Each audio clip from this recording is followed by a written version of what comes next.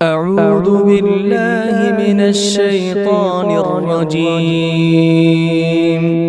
بسم الله الرحمن الرحيم.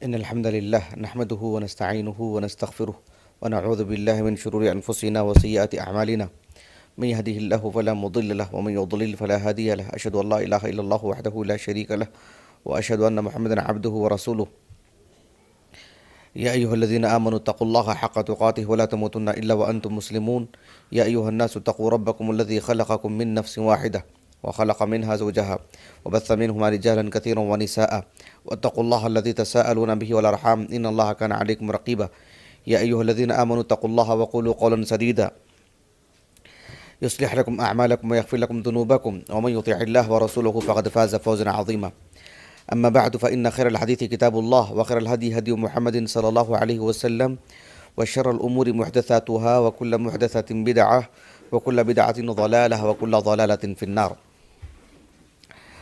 محترم ذی وقار اہل علم، آج کی اس مختصر سی نشست میں انشاءاللہ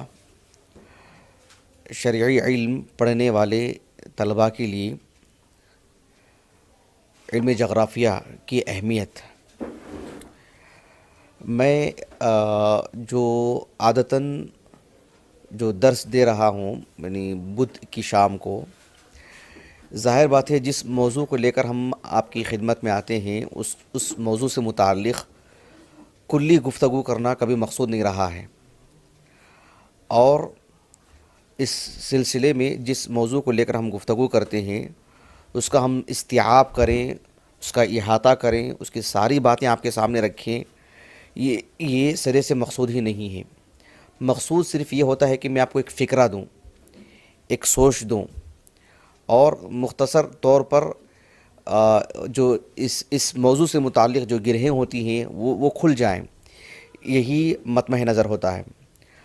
تو اللہ سبحانہ و تعالی نے جو شریعت ہم پر نازل فرمائی ہے قرآن مجید کی شکل میں، اور اس کی جو شرح ہے رسول اللہ صلی اللہ علیہ وسلم کے احادیث مبارکہ، اس روشنی میں علم جغرافیہ کی اہمیت سے متعلق کچھ باتیں آپ کے سامنے رکھوں گا بحیثیت دین کے ایک طالب علم کے لیے ہمارے لیے کیا ضروری ہے۔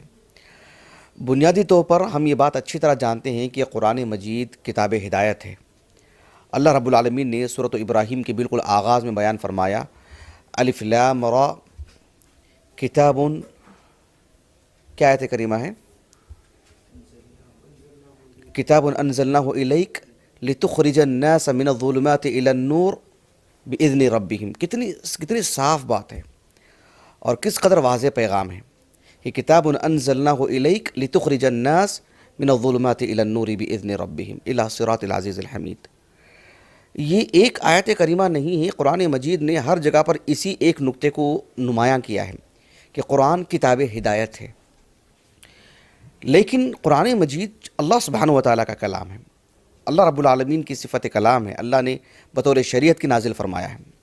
قرآن ہدایت کتاب ہی ہے، کتاب ہدایت ہی ہے، لیکن اس کے اندر اتنے علوم ہیں انسان کی زندگی گزارنے کے لیے، تو شریعت کو پڑھنے پڑھانے والے اہل علم شروع دن سے اس کتاب ہدایت کو ہدایت کا ذریعہ ہی سمجھا ہے، لیکن زندگی گزارنے کے سلسلے میں جتنی کچھ یعنی ذرائع ہو سکتے ہیں، جتنے کچھ علوم ہو سکتے ہیں، سب علوم کا استخراج بھی کیے ہیں۔ قرآن مجید طب کی کتاب نہیں ہے، ڈاکٹری کی کتاب نہیں ہے، لیکن اس کتاب کو رکھ کر کے کتنے فنون طب سے متعلق استخراج کیے گئے ہیں۔ یہ قرآن مجید ہندسہ کی کتاب نہیں ہے، یہ انجینئرنگ کورس میں بطور ایک مادے کے نصاب کے نہیں داخل کی جاتی ہے، لیکن اس کتاب کو رکھ کر کے علماء نے قدیم زمانے سے، اس زمانے میں تو بہت زیادہ، القرآن میں تو ایک سے زائد جو ہے ڈاکٹری کے رسالے آئے ہیں ہندسہ کے طور پر، جو اس کتاب عزیز سے جو ہے استخراج کیے گئے ہیں۔ تو آپ دیکھیں گے کہ قرآن مجید سے ہر طرح کے فنون کا استخراج ہو چکا الحمدللہ، لیکن اصلاً یہ ہے کتاب ہدایت۔ جغرافیہ کی بات کرتے ہیں، یہ بھی ایسے ہی، اس کتاب سے اس علم کے اصول مستخرج ہو چکے ہیں الحمدللہ۔ تو مجھے یہ آپ کو بتانا ہے کہ بحیثیت ایک دین کے طالب علم قرآن مجید اور احادیث مبارکہ ہمارے لیے کتاب ہدایت ہی ہیں، لیکن زندگی گزارنے کے سے متعلق جو ہمیں دیگر اسباب کی ضرورت پڑتی ہے وہ بھی ہمیں کتاب و سنت ہی سے لینے چاہیے، اور اس سلسلے میں کتاب و سنت ہمیں اس معاملے میں بھی رہنمائی کرتے ہیں۔ تو جغرافیہ کی اگر ہم بات کرتے ہیں تو ایک بات اچھی طرح سمجھ لیں، چاہے وہ طب کا معاملہ ہو، چاہے وہ انجینئرنگ کا معاملہ ہو، یہ قدر آسان ہے بنسبت شریعت میں مہارت حاصل کرنے کے۔ تو جغرافیہ کا جو علم ہے یہ وہ علم ہے جو بالکل سادہ علم ہے، آسان علم ہے اور عام علم ہے۔ یہ کوئی تعجب میں ڈال دینے والی بات نہیں ہے کہ اس شخص کو جغرافیہ سے متعلق مہارت ہے، یہ انسانی زندگی کا حصہ ہے، خاص عام سی بات ہے۔ جو شخص جس علاقے میں رہتا ہے اس کو پورے گلی معلوم رہتے ہیں، پورے محلے معلوم رہتے ہیں، نکلنے کا راستہ معلوم رہتا ہے، چار چار راستے اس کو معلوم رہتے ہیں۔ ایک شخص ایک سے زائد مرتبہ کہیں سے سفر کر لیتا ہے، اس کا شرق اور غرب اور اس کا جنوب اور اس کا شمال اسے معلوم ہو جاتا ہے۔ تو یہ کوئی اچھمبے میں ڈال دینے والی بات نہیں ہے کہ علم جغرافیہ میں وہ شخص جو ہے مطلب ماہر ہے، یہ عام سی بات ہے۔ کسی کو بہت زیادہ مہارت ہو جاتی ہے، ایک الگ معاملہ ہے، ورنہ اس دور میں یہ چیز اتنی سستی ہو چکی ہے، اتنی آسان ہو چکی ہے، راستوں کی تعیین کرنا، اور نیٹ کی زندگی میں انسان کسی کو پوچھے بغیر یہاں سے وہاں تک پہنچ جاتا ہے۔ تو کہنے کا مقصد یہ ہے کہ ایک سادہ علم ہے، مطلب ایسا نہیں ہے کہ انسان مطلب متاثر ہو جائے، تعجب میں پڑ جائے اور انگلی سے اشارہ کر کے کہے کہ جغرافیہ میں ان کو مہارت ہے۔ یہ ایسے علوم میں سے نہیں ہے، ایسا علم صرف کائنات میں ایک ہی ہے اور وہ کتاب و سنت کا علم ہے، شریعت کا علم ہے، جسے آپ انگلی سے اشارہ کر کے کہہ سکتے ہیں اگر کسی میں مہارت ہو کہ انہی شریعت میں تبحر ہے، گہرائی ہے، پکڑ ہے، ورنہ دیگر علوم سادے علوم ہیں، آسانی سے آدمی اس پر قابو پا سکتا ہے باذن اللہ تعالی۔ تو علم جغرافیہ کی اگر ہم بات کرتے ہیں تو آپ دیکھیں کہ اس کا جو تعارف ہمیں ملتا ہے، جو جغرافیہ یہ جو کلمہ ہے جغرافیہ، یہ جو لفظ ہے، یہ دراصل یونان جسے آپ سمجھتے ہیں کہ یورپی ممالک قدیم زمانے میں، آج کا یونان تو بالکل چھوٹا سا ملک ہے، یہ بھی جغرافیہ اعتبار سے معلوم ہونا چاہیے۔ قدیم زمانے میں یونان ایک بڑی سرحد کا نام ہے۔ تو وہاں چونکہ یعنی شرعی علم لوگوں کے پاس نہیں تھا، تو کل ملا کر کے ان کے پاس عقلی علم، جو چیزیں مشاہدات میں آتی ہیں، جو چیزیں محسوسات میں آتی ہیں، وہی ان کا کل سرمایہ تھا۔ تو جغرافیائی اعتبار سے جو لفظ بتایا جاتا ہے وہ ایک یونانی لفظ ہے، لیکن یہ ایک علم بن چکا ہے، ایک اصطلاح بن چکی ہے، سب کی زبانوں پر یہی رائج ہے، اردو میں بھی، عربی میں بھی، عام زبانوں میں بھی۔ اس کا جو بنیادی طور پر اس کو معنی جو بتایا جاتا ہے، جیسے ہم کہتے ہیں کہ مسجد کا بیان، کتابیں پڑھی ہوگی آپ نے، مسجد کا بیان یا جو ہے قبر کا بیان یا جو ہے کسی اور مسئلے کو لے کر کے نکاح کا بیان، اس طرح کے جو ہم پڑھتے ہیں، ویسے جغرافیہ کہتے ہیں زمین کا بیان، اگر آپ آسانی سے سمجھنا چاہیں تو، یعنی زمین کا تعارف، زمین کی خصوصیات، زمین پر بسنے والے جو باشندے ہیں ان کے حالات سے واقف ہونا، اور زمین کے جو مظاہر ہیں اس سے واقف ہونا، زمین کے جو نقوش ہیں، جو خرائط ہیں، اس کے جو میپ ہے اس سے واقف ہونا، یعنی کل ملا کر کے زمین اور وما لہو وما علیہ سے متعلق جو بات ہوتی ہے، زمین سے متعلقات جو بھی امور ہیں اس سے واقفیت، اس کو جو ہے یعنی جغرافیہ کہا جاتا ہے۔ کسی کو اس میں بہت زیادہ دلچسپی رہتی ہے، کسی کو کم رہتی ہے، کسی کو اپنے علاقے سے متعلق ہوتی ہے، کسی کو عالمی سطح پر ہوتی ہے۔ تو یقیناً یہ ایک علم ہے جس کو جتنا زیادہ ہوگا وہ دنیا کے لیے اتنا مفید ثابت ہوگا۔ تو میرا مقصد یہی تھا اس موضوع کو اختیار کرنے کا کہ ہم بحیثیت ایک طالب علم قرآن مجید پڑھتے ہیں کتاب ہدایت کے طور پر، لیکن ہم انسانوں کے مابین رہتے ہیں، تو جغرافیائی اعتبار سے ہم نابلد نہ ہوں، یعنی ہم اس سے ہماری آشنائی ہو اور لوگوں کو ہم اس سلسلے میں بھی رہنمائی کر سکیں، اس سلسلے میں بھی بتا سکیں۔ آپ دیکھیں قرآن نے اختصار کے ساتھ، ویسے تو جغرافیہ اعتبار سے بہت گفتگو کی ہے قرآن نے، مثلا دیکھیں آپ نوح علیہ السلام، ان کا جو پیغام اللہ رب العالمین نے سورہ نوح میں بیان فرمایا، واللہ انبتکم من الارض نباتا ثم یعیدکم فیہا ویخرجکم اخراجا واللہ جعل لکم الارض بساطا لتسلکوا منہا سبلا فجاجا۔ آپ دیکھیں زمین کا صرف 3 آیاتوں کے اندر پورا احاطہ کر لیا گیا ہے۔ ہم کو اللہ تعالیٰ نے زمین سے پیدا کیا، مٹی سے پیدا کیا ہے، ہمارا انتقال ہو جائے ہم مٹی ہی میں جائیں گے، ثم اماتہ فاقبرہ، مٹی لازمی طور پر ہمیں مٹی میں جانا پڑے گا۔ اللہ سبحانہ و تعالیٰ نے زمین کو کیسے پھیلا کر کے رکھا ہے، اور پھر جو ہے اس میں جو راستے بنائے گئے ہیں، سبلن فجاجا، بڑے بڑے راستے. آج دیکھ سکتے ہیں دنیا میں ہائی وے جو ہوتے ہیں ان کی کیا اہمیت ہوتی ہے، وہ شہروں کو کیسے جوڑ کے رکھتے ہیں، کس طرح سے جو ہے وہ پورے شہر کو جو شہریوں کو آپسی طور پر بھی اور دیگر شہروں سے بھی شہریوں سے جوڑ کے رکھتے ہیں. اللہ سبحانہ و تعالیٰ نے جو ہے مطلب جغرافیہ اعتبار سے نوح علیہ السلام نے ایک پیغام دیا اور اس کا تعارف کروایا رب العالمین کو، رب العالمین کا تعارف کروایا لوگوں کے سامنے. تو یہ اس طرح کی بے شمار آیتیں ہیں. ہم ایک دینی طالب علم ہیں، ہم اسلام کے داعی ہیں، اسلام کے مبلغ ہیں. ہمارا چھوٹا ذہن نہ ہو. آپ دیکھیں فرعون نے جو اس کے قوم کے لوگوں کے سامنے کہا، یعنی الیس لی ملک مصر وہذہ الانہار تجری من تحتی، سورہ زخرف کی آیت ہے. کیا مصر میری سلطنت نہیں ہے؟ آپ مصر دیکھیں جغرافیہ اعتبار سے بہت بڑا ملک ہے، لیکن اگر عالمی سطح پر دیکھیں گے تو ایک چھوٹا سا خطہ ہے. فرعون کی سوچ اتنی ہی تھی، لیکن ایک مومن اللہ کے نبی موسیٰ علیہ السلام نے کیا کہا سورۃ الشعراء میں، قال رب المشرق والمغرب وما بینہما ان کنتم تعقلون. ایک داعی کی سوچ دیکھیے آپ کتنی وسیع ہے، کہاں مصر اور کہاں مشرق و مغرب کا احاطہ آپ نے ایک آیت میں کر دیا آپ نے. تو ایک داعی کا جو معاملہ ہوتا ہے وہ عالمی سطح کی نظر ہو، وہ جغرافیہ اعتبار سے بھی اس کی نظر ہو، اس کو احساس دلائے کہ تم جس خطے کی بات کر رہے ہیں باہر اور بھی دنیا ہے اور سب کا رب العالمین مالک ہے. تو یہ جو ہے ایک بحیثیت دین کے طالب علم، شرعی علم حاصل کرنے والے لوگ، کتاب و سنت کا علم حاصل کرنے والے لوگ، داعی، مبلغ، ان کی سوچ ایک مدعو جو ہمارے سامنے ہے اس سے کہیں زیادہ ہونی چاہیے. کوشش کرنا چاہیے، اللہ سے توفیق مانگنی چاہیے. ہم زیادہ سے زیادہ مفید ہو سکتے ہیں، مؤثر ثابت ہو سکتے ہیں، لیکن بنیادی طور پر قرآن مجید کتاب ہدایت ہے اور ہم ایک ہادی ہیں، ایک معلم ہیں، ایک رہبر ہیں، اللہ سے جوڑنے والے لوگ ہیں. لیکن دنیا میں جو علوم ہیں ہم دنیا ہی میں بستے ہیں، لوگوں کے درمیان رہتے ہیں، تو اس علم سے ہمارے واقفیت بھی ضروری ہے. آپ دیکھو قرآن مجید میں اللہ سبحانہ و تعالیٰ نے یعنی جغرافیہ اعتبار سے یعنی بہت سے آیتیں ہیں. ہم قرآن مجید کے قصوں کو پڑھتے ہیں، اہل علم بتاتے ہیں کہ جو قرآن مجید کے جو قصے ہوتے ہیں، ایک قصہ ہوتا ہے اس قصے میں کتنی چیزیں جو ہیں مطلب یعنی استنباط کی جاتی ہیں. بر سبیل مثال آپ حافظ ابن کثیر رحمہ اللہ کے قصص الانبیاء اٹھا لیں، آپ دیکھیں گے یعنی انبیاء کے قصوں سے کیا کیا چیزیں بتائی جاتی ہیں. حالانکہ انبیاء علیہ السلام معلم ہوتے ہیں، ہادی ہوتے ہیں، رہبر ہوتے ہیں. ایک کلمے میں ان کا تعارف کروایا جائے، وہ یہ کہ وہ جو ہے اللہ سبحانہ و تعالیٰ سے جوڑنے والے لوگ ہیں. لیکن اس دنیا میں ہے نا، اسی دنیا میں پیدا ہوئے نا، انسان ہی ہے نا. تو پھر انسان کی ضروریات کے لیے جو علوم ہیں وہ سب اس سے واقف ہوتے تھے، ان کو دیا کرتے تھے. یا اور بات ہے کہ اس علم کا نہ ہونا کوئی عیب نہیں ہے، لیکن ہونا یہ زیادہ خوبی کی بات ہے. اب ایک واقعہ میں آپ کو سناتا ہوں قرآن مجید سے. آپ دیکھیں اللہ رب العالمین نے قرآن مجید میں سورۃ سبا، اس میں سلیمان علیہ السلام کا جو اللہ نے واقعہ بیان فرمایا ہے، وَلِسُلَيْمَانَ الرِّيحَ غُدُوُّهَا شَهْرٌ وَرَوَاحُهَا شَهْرٌ.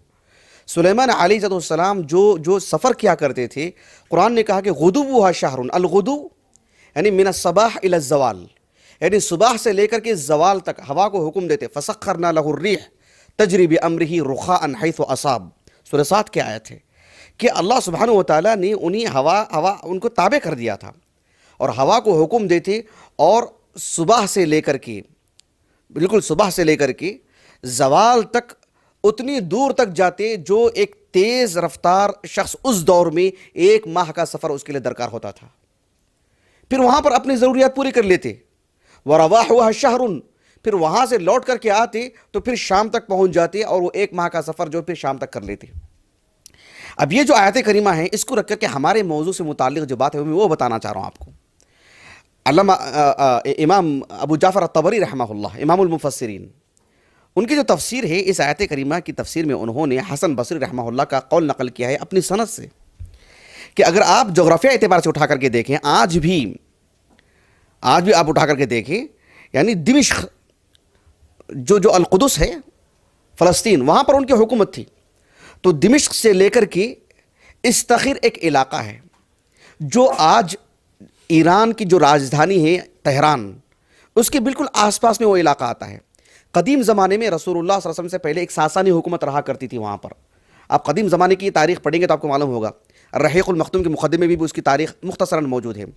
تو وہ جو ساسانی حکومت کی وہ راجدھانی تھی اس دور میں، جو آج تہران کا علاقہ ہے آس پاس کا، دمشق سے لے کر کے ساسانی حکومت کی جو راجدھانی استخر، تو وہاں سے لے کر وہاں تک وہ جایا کرتے تھے ظہر تک. 1 ماہ کا سفر ہوتا تھا وہاں پر.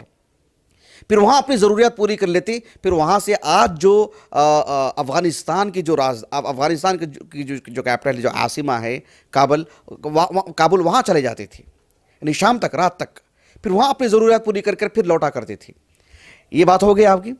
دیکھیے حافظ ابن کثیر رحمہ اللہ نے اس آیت کریمہ کی تفسیر میں انہوں نے لکھا ہے کہ ایک تیز رفتار شخص تیز رفتار سواری اختیار کر لے، اس دور کی میں بات کر رہا ہوں، دمشق سے لے کر کے استخر تک. استخر سمجھ رہے ہیں آپ؟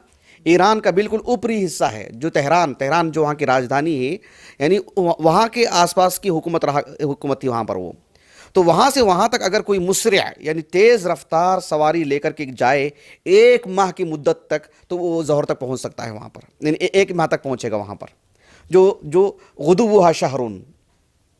اور پھر وہاں سے لے کر کے کابل تک جانا چاہیں تیز رفتاری کے ساتھ، 1 ماہ پھر جو اس کے لیے درکار ہے، جو ورواحها شہر. یہ انہوں نے بات لکھی ہے. اس دور میں جو ہم جی رہے ہیں، ہم جانتے ہیں کہ دارالسلام جو الریاض کا ہے، مولانا عبد المالک مجاہد اس کے مالک ہیں حفظہ اللہ. انہوں نے جس محنت کے ساتھ جو ہے کتابیں شائع کر رہے ہیں، جو تفسیر ابن کثیر اردو میں جو شائع ہوئی ہے ابھی، المصباح المنیر کا جو ترجمہ ہے، اس آیت کریمہ کی تفسیر میں جو محققین ہیں ان کے نام نہیں ہیں، ان میں اس مندرج نام نہیں ہے، اس میں اندراج کیے ہوئے نام نہیں ہیں، لیکن انہوں نے اپنی تحقیق میں لکھا ہے کہ آج کے اس دور میں بالکل دمشق سے لے کر کے استخر تک ہوائی جہاز جو جاتی ہیں، فضائی اعتبار سے 1700 کلومیٹر جو ہے وہ اس کا فاصلہ ہے. پھر وہاں سے لے کر کے کابل تک ٹھیک 1700 کلومیٹر کا فاصلہ ہے. یعنی آپ اندازہ لگائیے کہ جغرافیہ اعتبار سے اللہ سبحانہ و تعالیٰ نے کتنی بڑی بات بیان فرمائی ہے. یہ میں اور آپ 4 دیواری میں بولنے کی بات نہیں ہے، یہ عالمی سطح میں جا سکتی ہے. یہ بات یہ اتنی واضح بات ہے. تو کیونکہ قرآن مجید کسی انسان کا کلام نہیں ہے نا، اللہ سبحانہ و تعالیٰ کا کلام ہے. غدوها شہر ورواحها شہر. تو اندازہ لگائیے آپ کے جغرافیہ اعتبار سے کتنی ٹھوس معلومات تھیں اللہ کے نبی سلیمان کو علیہ السلام، اور ان کے سفر کو اللہ رب العالمین نے فرمایا غدوها شہر ورواحها شہر. تو اس شہر کا جو فاصلہ جو لگائے گا 1 ماہ کا، 1 ماہ کی جو مدت درکار ہوتی ہے اس کو آسانی سے طے کر لیتے تھے سلیمان علیہ السلام. اس کا اندازہ ہونا چاہیے. آپ دیکھیں سلیمان علیہ السلام کے زمانے کا ایک واقعہ جو ہدہد کا واقعہ ہے، اللہ سبحانہ و تعالیٰ نے فرمایا سورۃ النمل میں وتفقد الطير فقال ما لي لا أرى الهدهد أم كان من الغائبين لأعذبنه عذابا شديدا أو لأذبحنه، اس کے بعد أو ليأتيني بسلطان مبين فمكث غير بعيد فقال أحطت بما لم تحط به وجئتك من سبأ بنبأ يقين. غور کیجئے، یہ آیتیں معروف ہیں سورۃ النمل کی جو ہدہد سے متعلق ہیں. کہنے کا مطلب یہ ہے کہ کہاں فلسطین ہے اور کہاں صنعاء ہے، جغرافیہ اعتبار سے مان لو کہ پہلی مرتبہ وہ بہک کے چلا گیا، پرندہ ہے، کہہ سکتے ہیں کہ اڑتے ہوئے وہاں چلا گیا، کتنی دور کا علاقہ ہے. لیکن سلیمان علیہ السلام نے ایک پرندے کو اپنا خط دے کر کے بھیج رہے ہیں، اور پھر وہ اسی خطوط پہ جا رہا ہے، اسی راستے پہ جا رہا ہے. اس کو پتا ہے کہ کتنا وقت لگے گا مجھے جانے کے لیے، کتنا وقت لگے گا مجھے آنے کے لیے.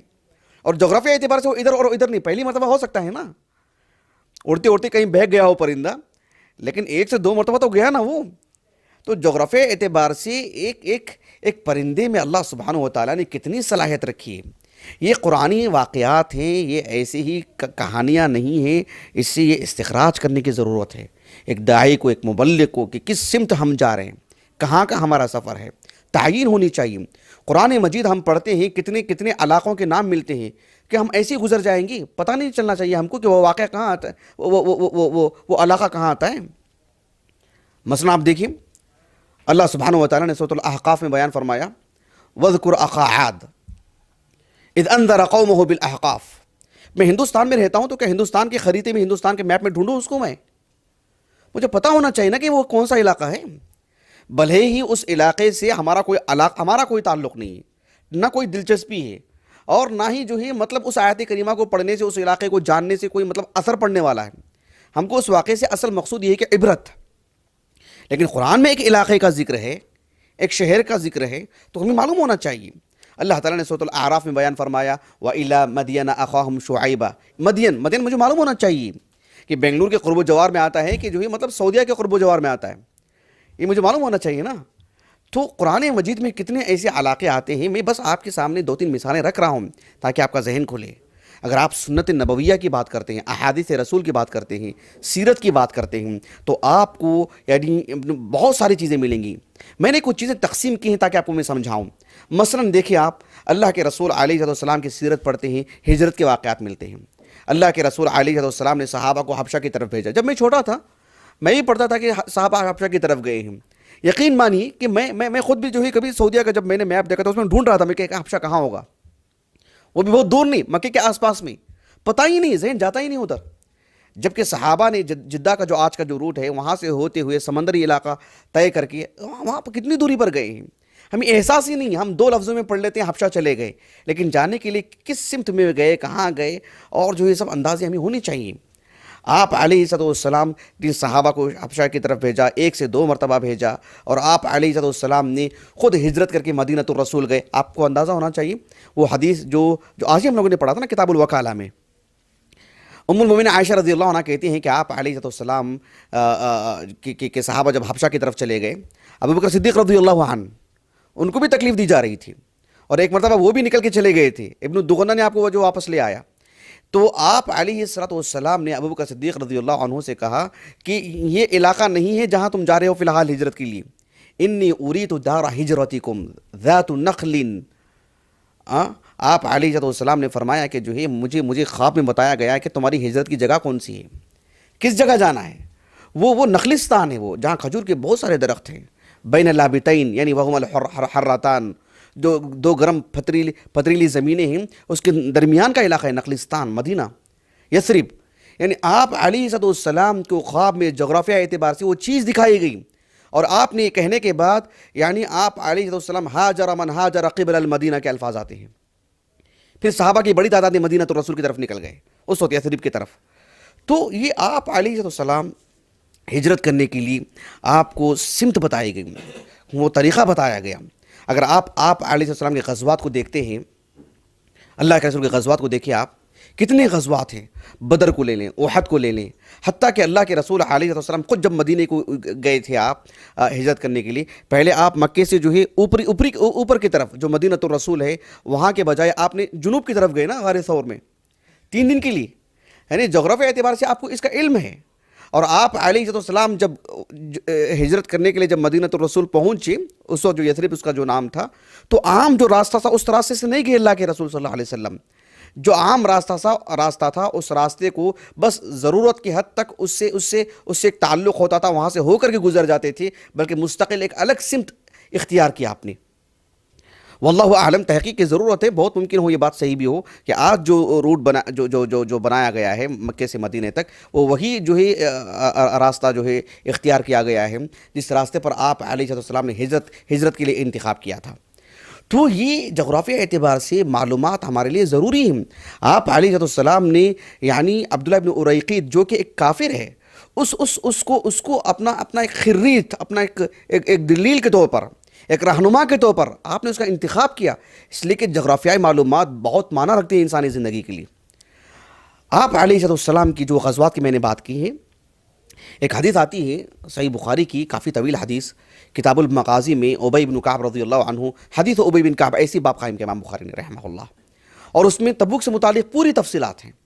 ابی بن کعب رضی اللہ عنہ کہتے ہیں کہ لم یکن رسول اللہ صلی اللہ علیہ وسلم یرید غزوۃ الا ورا بغیرها، کہ آپ علیہ السلام جب بھی جس غزوے کے لیے بھی گئے آپ راستہ نہیں بتاتے تھے، یعنی جگہ کا نام نہیں بتاتے تھے کہ کس جگہ جانا ہے، ایک دور علاقے تک جاتے، وہاں جانے کے بعد بتاتے کہ آپ یہاں سے کدھر جانا ہے۔ یعنی جغرافیہ اعتبار سے کتنی پکڑ اللہ کے رسول کو صلی اللہ علیہ وسلم، کتنی پکڑ تھی آپ کو، سبحان اللہ، کتنا عبور تھا آپ کو کہ کہاں تک جانا ہے اور کہاں سے پھر کس سمت جانا ہے۔ یہ بڑی اہم چیز ہوتی ہے۔ میں اس لیے بتا رہا ہوں کہ ہماری پوری پکڑ، ہماری پوری صلاحیتیں، ہماری پوری نظر، ہماری پوری صلاحیتیں کتاب و سنت پر ہی ہونی چاہیے۔ اللہ اسی میں ہمیں ماہر بنائیں۔ لیکن ہم اس دنیا میں رہتے ہیں، ہم بھی ایک انسان ہیں، انسانوں کے مابین رہتے ہیں، ہم مبلغ ہیں تو ہمارا مدعو بھی انسان ہے۔ ایسے میں اگر ہم دیگر علوم پر بھی نظر رکھتے ہیں تو ہم اس پہ بھی اس اعتبار سے ہم دوسروں کو فائدہ پہنچا سکتے ہیں۔ اللہ کے رسول علیہ السلام نے اپنے دور میں خیبر کے موقع پر جو بادشاہوں کے نام خطوط لکھے، یہ بھی بہت دلچسپ ہے۔ آپ دیکھیں اللہ کے رسول علیہ السلام 6 ہجری کو حدیبیہ گئے، عمرہ کرنے کے لیے گئے تھے. حدیبیہ میں صلح ہوئی. آپ کو جب معلوم ہوا کہ جو ہے مطلب مکے والوں سے ابھی امن مل جائے گا تو آپ مدینہ واپس آئے. مدینہ واپس آنے کے بعد آپ خیبر کی طرف گئے. خیبر جانے سے پہلے آج کا جو علاقہ ہے ریاض وغیرہ کا علاقہ، بنو انمار رہا کرتے تھے، شرارتی قسم کے لوگ، اوباش قسم کے لوگ. ان کی کوئی چھت نہیں تھی، ان کی کوئی گھر نہیں تھے، ان کی خانہ بدوش لوگ. پانی کی تلاش میں جدھر ہوتا ادھر چلے جاتے اور لوٹ مار کر لیتے. آپ علیہ السلام صحابہ کی بڑی تعداد کو لے کر کے خیبر کی طرف جب نکلے تو آپ نے صحابہ کی ایک تعداد کو اس طرف لگا دیا کہ بس بنو انمار سے بس سامنا کرتے رہیں کہ وہ مدینے میں داخل نہ ہو جائے. جغرافیہ اعتبار سے دیکھیں آپ نے کتنی مہارت سے کام لیا. آپ نے جب آپ خیبر کی طرف گئے تو آپ علیہ السلام نے کتنے بادشاہوں کے نام خطوط لکھے. آپ نے اللہ کے رسول علیہ السلام نے جو حبشہ کے جو بادشاہ تھے اسمہ، ان کے نام اللہ کے رسول نے خط لکھا صلی اللہ علیہ وسلم. ایک صحابی ہیں جن کا نام ہے امیہ الضمری رضی اللہ عنہ، امیہ ابن عمرو الضمری رضی اللہ عنہ. ان کو اللہ کے رسول صلی اللہ علیہ وسلم نے کہا کہ تمہیں حبشہ کی طرف جانا ہے. اب بتائیے سمت واقف کروائے نہیں کروائے، ان سے جہت بتائے نہیں بتائے، راستے بتائے نہیں بتائے کہ آپ کو کس سمت جانا ہے. سبحان اللہ. اللہ کے رسول صلی اللہ علیہ وسلم نے عبداللہ ابن حذافہ رضی اللہ عنہ السہمی، بنو سہم سے ہیں، ان کو بلائے. ان کو بلا کر کے کہا کہ آپ کو مدائن جانا ہے. مدائن کہاں آتا ہے؟ آج کی جو تہران وغیرہ کا جو علاقہ ہے، جو ابھی میں نے کہا استقر، ایران کی جو راجدھانی ہے اس کے آس پاس کا علاقہ. مدائن بہت بڑا علاقہ، بہت بڑا شہر. اللہ کے رسول نے وہاں ان کو بھیجا کہ وہاں کے بادشاہ کے نام خط دے کر کے آئیں. سمت بتایا نا اللہ کے رسول نے ان کو صلی اللہ علیہ وسلم کہ آپ کو کس جانب جانا چاہیے. آپ علیہ السلام نے حاطب بن ابی بلتع رضی اللہ عنہ ان کو بلا کر کے کہا کہ مصر جانا ہے، اسکندریہ، بادشاہ کے نام خط دینے ہیں. اللہ کے رسول صلی اللہ علیہ وسلم نے جب ان سے کہا تو ان کے سامنے آیا نا ایک نقشہ کہ مجھے اب کس سمت جانا ہے، کون سا راستہ مجھے اختیار کرنا چاہیے. دحیہ کلبی رضی اللہ عنہ کو بلایا. آپ صلی اللہ علیہ وسلم نے کہا کہ تمہیں ہرقل کی طرف جانا ہے. بصرہ گئے تھے آپ، جو ملک شام کا جو ہے سرحدی جنوبی سرحد ہے اس کی، وہاں تک وہ خط لے کر کے گئے تھے. تو سب تعین کی گئی. جو آج کا جو عمان ہے، جو عمان نہیں، جو اردن ہے، عمان جو مختلف ایک ملک ہے یمن کے بازو میں، آپ علیہ السلام نے عامر بن عاص رضی اللہ عنہ ان کو خط دے کر کے بھیجا کہ وہاں کے بادشاہ کو خط دے کر کے آئیں. یعنی آپ نے ہر جہت پہ کام کیا. آپ نے علا بن حضرمی رضی اللہ عنہ ان کو آپ علیہ السلام نے بحرین کی طرف جو خط دے کر کے بھیجا. آپ جانتے ہیں بحرین کون سا ملک ہے؟ آج کا ملک نہیں، یہی معلوم ہونا چاہیے. آج ہم نقشے میں بحرین دیکھتے ہیں جس کی راجدھانی منامہ ہے، وہ نہیں، وہ تو چھوٹا سا علاقہ ہے. یعنی آج کی جو کویت کا جو کویت ہے، وہاں سے لے کر کے عمان کی جو سرحد ہے، یہ جو پوری جو پٹی ہے وہ بحرین کہلایا کرتا تھا. آپ علیہ السلام نے وہاں خط دے کر کے بھیجا تو وہ صحابی کے نام دے کر کے بھیجے. تو اللہ کے رسول صلی اللہ علیہ وسلم نے مختلف صحابہ کو مختلف علاقوں میں جو ہے یہ خطوط دے کر کے بھیجے. اس سے ہم اندازہ لگا سکتے ہیں کہ اللہ کے رسول نے کس قدر جو ہے طویل کام کیا ہے. جو البلقاء اردن کا جو آج کا علاقہ ہے، وہاں آپ علیہ السلام نے ایک صحابی ہیں حارث ابن عمیر رضی اللہ عنہ، ان کو خط دے کر کے بھیجا کہ آپ کو وہاں جانا ہے. دمشق ایک صحابی کو بھیجے اللہ کے رسول نے، سلیط ابن عمرو رضی اللہ عنہ کو. یہ ساری جہتیں ایک خیبر کی طرف جا رہی ہیں، جو ایک کمانڈر کے طور پر آپ ایک ٹیم کو لے کے جا رہے ہیں. لیکن آپ علیہ السلام کو اپنے اعضاء پہ کتنا قابو ہے دیکھیے، کتنی ہمت ہے دیکھیے آپ کے اندر.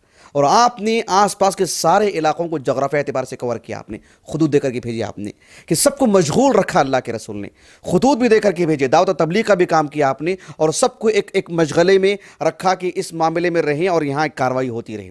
اس لیے کہ ایک بڑی کاروائی ہے وہ. اللہ کے رسول علیہ السلام نے سبحان اللہ العظیم جغرافیہ اعتبار سے بحیثیت نبی اتنی مہارت، اتنا جو کام کیا آپ نے، بہت بڑی بات ہے. میرے پاس وقت نہیں ہے. اگر آپ خلفائے راشدین کی تاریخ پڑھ کر کے دیکھیں تو انہوں نے اپنے زمانے میں ابوبکر صدیق، عمر بن خطاب، پھر معاویہ نے، اس سے پہلے عثمان نے رضی اللہ عنہ اجمعین، جس نقطۂ نظر سے علی بن ابی طالب، ان سب حضرات نے جس نقطۂ نظر سے جغرافیہ اعتبار سے جو کام کیا ہے، یہ بہت صبر آزما مرحلہ ہے پڑھنے کے لیے کہ کس قدر بصیرت تھی ان کو اس باب میں بھی. سبحان اللہ العظیم. اللہ کے رسول صلی اللہ علیہ وسلم کی ایک حدیث کے بارے میں آپ کو بتاتا ہوں. آپ کو اندازہ ہونا چاہیے کہ جغرافیہ اعتبار سے کتنی مہارت ہونی چاہیے ایک داعی کو، ایک مبلغ کو. آپ دیکھیں حدیث کوثر، حوض کوثر سے متعلق کتنی احادیث آتی ہیں کہ کوثر جو حوض ہے اس کا جو طول اور عرض ہے کہ کہاں سے کہاں تک ہوگا. آپ علیہ السلام کی اتنی احادیث ملتی ہیں، لیکن احادیث میں جو مختلف ہیں سب میں الگ الگ علاقوں کے نام. سنن ترمذی میں ایک حدیث آتی ہے ثوبان رضی اللہ عنہ اس کے راوی، اور سب حدیثیں صحیح ہیں، سب حدیثیں صحیح ہیں، کچھ صحیحین میں ہیں، کچھ سنن اربعہ میں ہیں، جو کہ شیخ البانی نے صحیح کہا ہے رحمہ اللہ، کہ ایک حدیث آتی ہے سنن ترمذی کی جس کے ثوبان رضی اللہ عنہ راوی ہیں، اس میں اللہ کے رسول صلی اللہ علیہ وسلم نے کہا کہ جو ہے حوض کوثر کا جو طول ہے، یعنی کہاں سے آغاز ہے، کہاں سے اس کی انتہا ہے، کہا کہ عدن جانتے ہیں آپ، جو یمن کا بالکل آخری حصہ ہے، بہت بڑی بندرگاہ ہے وہاں پر، بالکل آخری حصہ، آپ اٹھا کر کے دیکھیں، میپ اٹھا کر کے دیکھیں، یعنی پورے وہ جو جزیرۃ العرب ہے بالکل آخری حصہ ہے، یمن کا آخری حصہ. کہا کہ عدن سے لے کر کے جو البلقاء کہتے ہیں ملک شام، اردن آج کے اعتبار سے عمان، کہا کہ عدن سے لے کر کے عمان تک اس حدیث کے اندر ہے.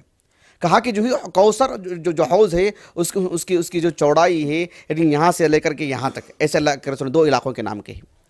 ایک حدیث آتی ہے سنن ابن ماجہ میں، حذیفہ رضی اللہ عنہ اس کے راوی ہیں، اللہ کے رسول صلی اللہ علیہ وسلم نے اس میں الگ سے 2 علاقوں کے نام لیا.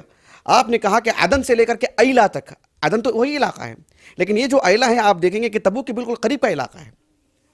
اصحاب السبت جو علاقہ ہے وہ وہیں رہا کرتے تھے، اصحاب السبت کو لوگ وہیں رہا کرتے تھے. کیا کہتے ہیں اس کو، عریش کا بالکل بارڈر کا حصہ ہے وہ، آپ دیکھیں خریدہ اٹھا کر کے، مصر کے بالکل دائیں جانب. تو اللہ کے رسول نے اس علاقے کا نام لیا. خیر، ایک حدیث ہو گئی. ایک حدیث آتی ہے صحیح مسلم کی، ابو ذر الغفاری رضی اللہ عنہ اس کے راوی ہیں، اس میں اللہ کے رسول صلی اللہ علیہ وسلم نے جن علاقوں کے نام لیے، کہا کہ ایلا سے لے کر کے صنعاء تک. کیا فاصلہ دیکھیے، اس میں الگ فاصلہ ہے، اس میں الگ فاصلہ ہے. صنعاء یمن کے وسط میں آتا ہے، اور ایلا تو وہی مقام ہے جو عریش کی بالکل سرحد میں آتا ہے. ایک اور حدیث آتی ہے صحیح مسلم ہی میں، جابر رضی اللہ عنہ اس کے راوی ہیں، اس میں اللہ کے رسول صلی اللہ علیہ وسلم نے صنعاء سے لے کر کے بلقا تک کا نام لیا ہے، بالکل الگ فاصلہ ہے اس کا. ایک اور حدیث آتی ہے جو کہ صحیح بخاری میں ہے، حارثہ بن وہب رضی اللہ عنہ کہتے ہیں کہ آپ علیہ السلام نے اس کا جو فاصلہ بتائے ہیں وہ ہے یعنی صنعاء سے لے کر کے مدینہ تک، مدینۃ الرسول تک. کتنا فرق ہو گیا دیکھ رہے ہیں آپ. صنعاء جو ہے یمن کے وسط میں آتا ہے، اور مدینۃ الرسول کہاں، ایک جس طرح سے مدینۃ الرسول ہے صنعاء ہے، صنعاء کے بالکل اس پار میں بالکل اسی فاصلے پر عدن آتا ہے، اور مدینے کے اس فاصلے پر بلقا آتا ہے. لیکن اللہ کے رسول نے کبھی وہ علاقوں کے نام لیے، کبھی یہ علاقے کے نام لیے، اور دونوں حدیثیں صحیح ہیں. ایک حدیث آتی ہے متفق علیہ، ابن عمر اس کے راوی ہیں رضی اللہ عنہما، اس میں تو اللہ کے رسول نے کہا صلی اللہ علیہ وسلم، یہ جو کوثر حوض ہے اس کا جو طول و عرض ہے، کہا کہ ایک علاقے کا نام آپ نے لیا جربا، اور دوسرے علاقے کا نام آپ نے لیا کہ اذرح، اور وہ دونوں علاقے ملک شام میں آتے ہیں، دونوں علاقے ملک شام میں قریب قریب. کتنے فاصلے الگ ہو جا رہے ہیں نا.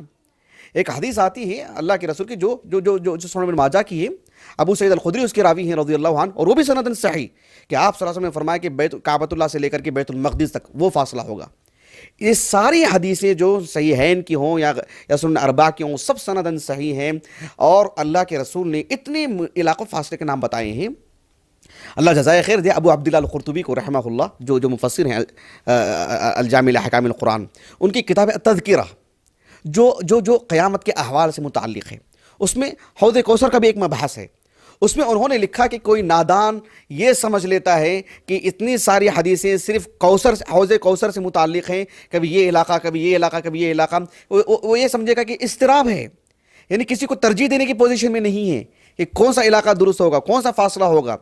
کہا کہ آپ علیہ السلام کو یہ مقصود نہیں ہے کہ بالضبط حوض کوثر کا فاصلہ بتلانا ہوں، بس جس شخص کو اللہ کے رسول نے حوض کوثر سے متعلق بتائے، وہ شخص جس علاقوں سے واقف تھا وہاں کے علاقوں سے اس کو واقف کروا، اس کے حساب سے آپ نے مثال دی. کوئی میرے پاس دلی کا آیا، میں کہوں گا کہ دلی سے لے کر لکھنؤ تک. کوئی ہمارے پاس چنئی سے آیا، ہم کہیں گے کہ چنئی سے لے کر کے کوئمبتور تک. کوئی ہمارے پاس ممبئی کا آیا، ہم کہیں گے ممبئی سے لے کر کے پونا تک. جن علاقوں سے وہ واقف ہے، یعنی اللہ کے رسول کو جغرافیہ اعتبار سے کتنی مہارت کہ کوثر سے متعلق فاصلے کی وسعت بتانے کے لیے جو جس علاقے کا شخص ہے وہاں کے اعتبار سے آپ مثالیں دے رہے ہیں بحیثیت معلم کے. یہ بہت بڑی بات ہے. تو ہم ہندوستان میں رہتے ہیں، ہمیں ہندوستان کا طول و عرض نہیں معلوم ہے، ہمیں پتہ نہیں ہے کہ جنوب میں کون سے صوبے آتے ہیں، درمیان میں کون سے اور اوپر کون سے صوبے ہے. ٹھیک ہے، ہمیں کہاں کے باشندے ہیں، لیکن بحیثیت دین کے ایک طالب علم ہمیں معلوم ہونا چاہیے کہ نبی کے زمانے کا عرب کیسے تھا، جزیرۃ العرب کیسے تھا، کون سے علاقے کہاں تھے. یہ سب ہمیں اچھی طرح معلوم ہونی چاہیے.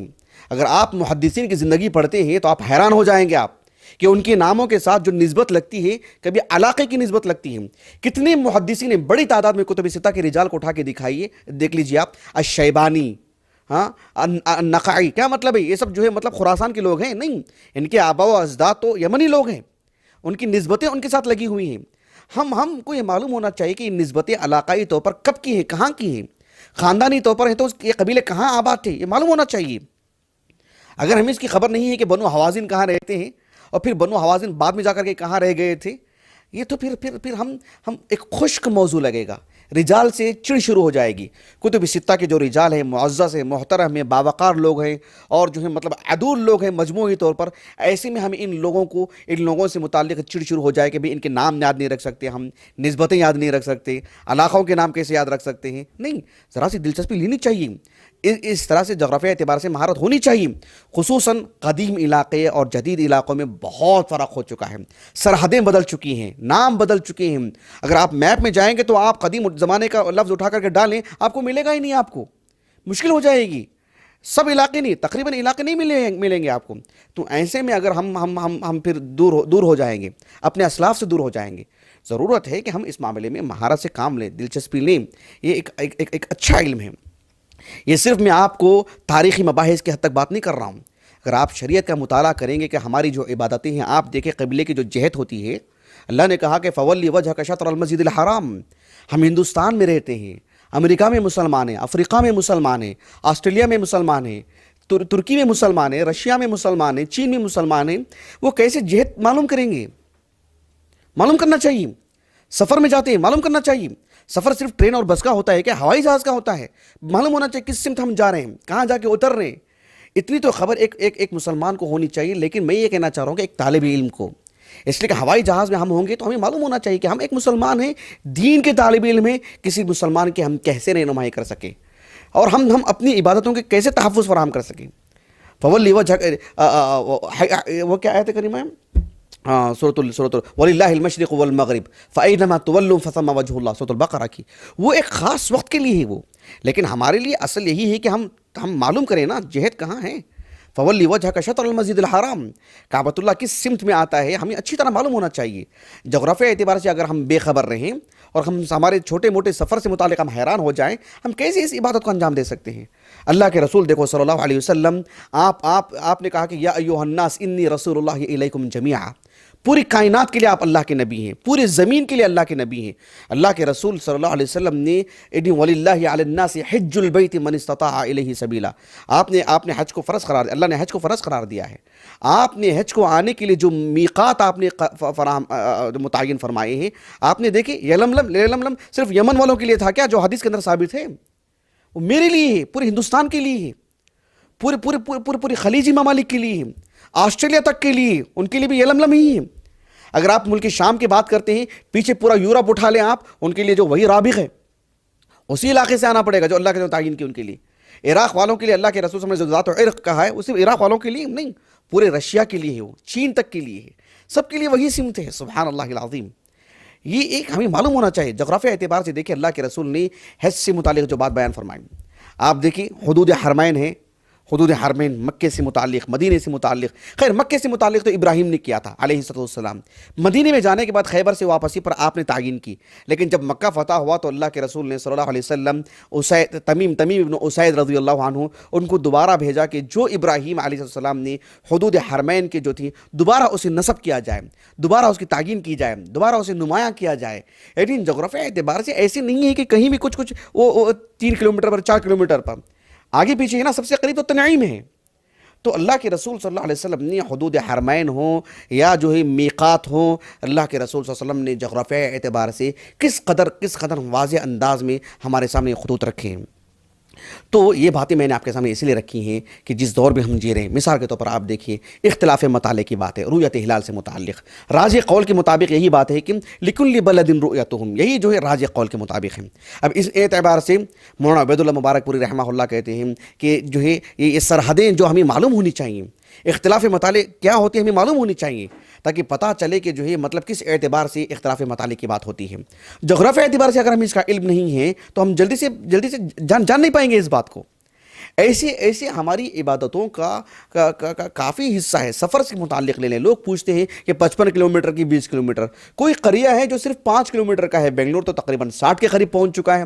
آپ کیا کہتے رہیں گے، 55 اور 60 میں رہیں گے آپ؟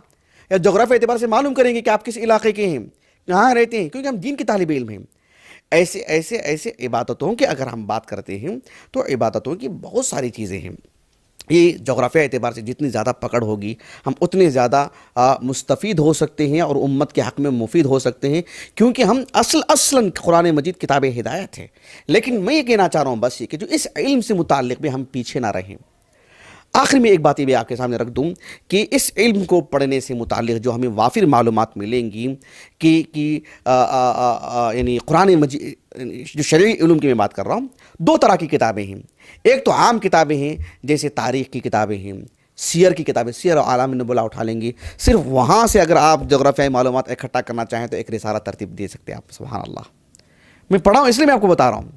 تاریخ کی کتابیں ہیں, سیرت کی کتابیں, سیر پر لکھی گئی کتابیں ہیں, شروحات حدیث ہیں, تفاسیر ہیں. ان سب میں وہاں جہاں ضرورت ہے جغرافیہ اعتبار سے اہل علم بصیرت افروز گفتگو کرتے ہیں. آپ حیران ہو جائیں گے. ہمارے اندر شاید تھوڑی سی مرعوبیت ہے, ہم یہ بات کہتے ہوئے جھجکتے ہیں, بتا نہیں سکتے ہیں لوگوں کو. سبحان اللہ. جبکہ اگر ہم جائیں گے, غوطہ لگائیں گے, قدیم زمانے کے علماء کی کتابوں کو پڑھیں گے تو آپ کو معلوم ہوگا. اور یعنی خصوصی طور پر کتابوں کی اگر بات کرتے ہیں تو جو میرے پاس کتاب ہے تاریخ البلدان یعقوبی کی, وہ اس موضوع کی سب سے اچھی کتاب ہے, بلکہ انہیں ابو الجغرافیہ کہا جاتا ہے ان کو. اتنی عمدہ کتاب ہے ان کی ماشاءاللہ, میرے پاس موجود ہے الحمدللہ. اور اسی طرح سے ابن خلدون کا جو مقدمہ ہے اس میں انہوں نے جغرافیہ اعتبار سے بھی وافر معلومات دی ہیں. میں کہنا چاہتا ہوں آپ کو کہ ایک دو میں نہیں گنوا سکتا. ہماری تاریخ ہے, کون نہیں جانتے تھے وہ مجھے بتائیے آپ. یعنی یہ ایک ہمارے اہل علم کتاب ہدایت ہے یقیناً, لیکن سارے علوم کا جو دراسہ بھی کر لیا کرتے تھے, اچھی طرح مہارت رہتی تھی ان کو الحمدللہ. اسی طرح سے جو میں نے کہا کہ اس دور میں خصوصیت کے ساتھ اس دور میں جو اطلس جو کتابیں آئی ہیں ڈاکٹر شوقی ابو خلیل کی اور دارالسلام سے چھپی ہوئی جو کتابیں ہیں, اس میں جغرافیہ اعتبار سے وافر معلومات ہیں. اس کے باوجود بھی بے خبری, ناواقفیت, میں سمجھتا ہوں کہ ہم کہیں نہ کہیں اللہ کی توفیق سے محروم ہو جا رہے ہیں. یہ نہیں ہونا چاہیے. میں جو ہے ایک خاکہ دیا ہے میں نے آپ کو, ایک رخ دیا ہے میں نے آپ کو, بس ساری باتیں میں آپ کے سامنے نہیں رکھ سکتا. لیکن اپنی بات کو ختم کرتے ہوئے ایک اہم بات آپ کے گوشے گزار کر دوں کہ ہم دین کے طالب علم ہیں, یہی ہمارے لیے سرمایہ فخر ہے, اسی میں ہماری برتری ہے. میں گھمنڈ اور غرور کی بات نہیں کر رہا ہوں, احساس دلانا چاہ رہا ہوں کہ اگر ہم جغرافیہ اعتبار سے کمزور ہیں, ہمیں تیرنا نہیں آتا ہے, ہمیں کچھ اور نہیں آتا ہے, بہت بڑے عیب کی بات نہیں ہے. ہم ایک اچھے معلم ہیں, کتاب و سنت پر پکڑ ہے, یہی ہمارے لیے سب سے اہم چیز ہے. اللہ جزائے خیر دے شیخ عبدالعزیز بن باز رحمہ اللہ کو. میں بہت پہلے ان کا ایک مقالہ پڑھا تھا, قدیم بات ہے. اس میں انہوں نے ایک بات کہی تھی جو میرے موضوع سے اچانک جڑ گئی بات. وہ انہوں نے کہا تھا کہ جو ہے جس طرح سے ہندسہ ہے, طب ہے, اور جو ہے جغرافیہ کا بھی انہوں نے ذکر کیا, کہا کہ یہ سب تجربے کی بنیاد پر, یعنی علم پڑھا بھی جاتا ہے لیکن تجربے کی بنیاد پر اصل علم ہے یہ. اس میں اونچ نیچ ہو سکتی ہے, 19-20 کا فرق ہو سکتا ہے, لیکن شریعت کا علم ایسا نہیں ہے. وَأَن تَقُولُوا عَلَى اللَّهِ مَا لَا تَعْلَمُونَ, سب سے بڑا گناہ ہے شریعت کے بارے میں ایسی ویسی بات کرتے ہیں. تو یہ تو نازک ترین علم ہے, وہ اس میں مہارت بہت اہم چیز ہے. دیگر علوم میں تجربات کی بنیاد پر, شریعت تجربات کی بنیاد پر نہیں. سمجھ رہے ہیں آپ اس بات کو؟ تو کہا کہ جو ہے یہ اس معاملے میں بہت ہی مہارت ہونی چاہیے شرعی علم میں. دیگر علوم میں ٹھیک ہے, کوئی غیر مسلم ایک مسلمان سے آگے نکل سکتا ہے, لیکن شرعی علم وہ اصل ہے, یہ ہمارے اندر معلوم, اس کا ہمیں علم ہونا چاہیے. میں جانتے ہیں آپ شیخ ابن عثیمین کو رحمہ اللہ کہ وہ جو ہے مطلب یعنی علم کا سمندر ان کے پاس ہونے کے باوجود یعنی غرور نامی کوئی چیز نہیں تھی. وقار غضب کا تھا ان کے اندر, اعلیٰ درجے کا وقار تھا. عظیم عالم دین ہے لیکن بہت ہی متواضع. کبھی اپنی کانوں سے اپنی تعریف سننے کی سکت نہیں تھی ان میں. آپ دیکھیے ان کو, ان کے سامنے کسی نے کہا کہ الشیخ العلامہ, آپ نے فوراً روکا ان کو, اور روک کر کے کہا کہ کیا مجھے جغرافیہ کا علم ہے کیا؟ کیسے کہہ دیا آپ نے علامہ؟ علامہ کہتے ہیں جسے ہر فن کا کچھ نہ کچھ علم ہو, مجھے جغرافیہ سے متعلق کیا معلوم ہے, کیسے کہہ دیا آپ نے علامہ؟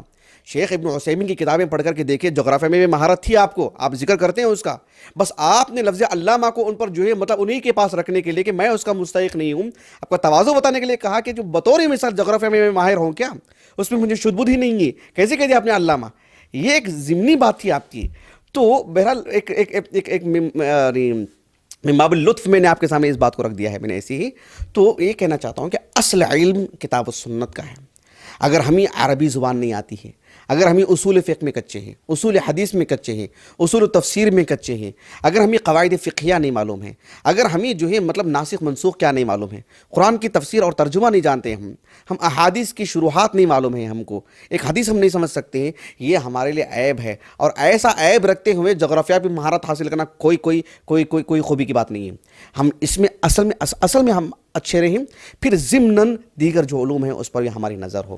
تو آج کا موضوع میں اسی نقطۂ نظر سے میں نے رکھا ہے، کہیں بھی رائے کے دانے کے برابر بھی یہ مروبیت نہیں آنی چاہیے کہ ہمیں جغرافیائی اعتبار سے کچھ نہیں معلوم ہے. نہیں، ایک سادہ علم ہے، یہ عام علم ہے یہ، لیکن اس علم سے متعلق بھی ایک نظر ہونی چاہیے. اللہ تعالیٰ سے دعا ہے کہ اللہ تعالیٰ ہمیں ایک بہترین طالب علم بنائے، اللہ تعالیٰ ہمیں ایک مفید طالب علم بنائے. اللہ سبحانہ و تعالیٰ ہمارے لیے یعنی جو بھی شرعی نقطہ نظر سے وسائل ہیں سب کو اختیار کرنے کی اللہ تعالیٰ ہمیں سعادت نصیب فرمائے. سبحانک اللہم و بحمدک، اشہد ان لا الہ الا انت، استغفرک و اتوب الیک.